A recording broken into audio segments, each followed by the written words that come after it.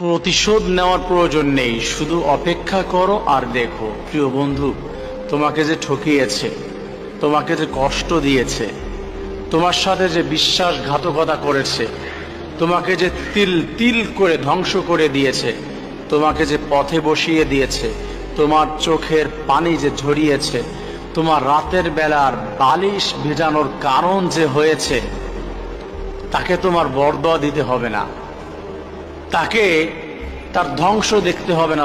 আমার সাথে যদি কারো সম্পর্ক বিচ্ছিন্ন হয়, তাহলে নিশ্চয়ই সে এমন কিছু করেছে যা আমার সহ্যের সীমা ছাড়িয়ে গেছে। কেননা আমি সহজে কারোর সাথে সম্পর্ক বিচ্ছিন্ন করি না। আমি যাদের ভালোবাসি তাদের আমি আগলে রাখতে চাই। কিছু মানুষ আমার ভালোবাসার যোগ্য নয়। সম্পর্ক ছিন্ন মানুষ সবসময় কেবল স্বার্থের কারণে করে না।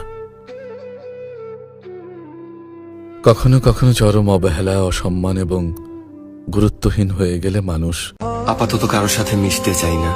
যেসব জায়গা থেকে কষ্ট পেয়েছি সেসব জায়গায় আর ফিরতে চাই না।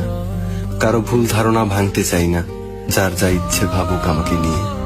মিথ্যা অপবাদ চাই না। চাই না আর কেউ বুঝুক আমাকে। আপাতত দূরত্ব চাইছি। আপাতত শান্তির দরকার আমার। শান্তি চাইছি। মর গেলে আসবি তো একবার দেখতে, নাকি সেদিন লাশটা অবহেলা করবি।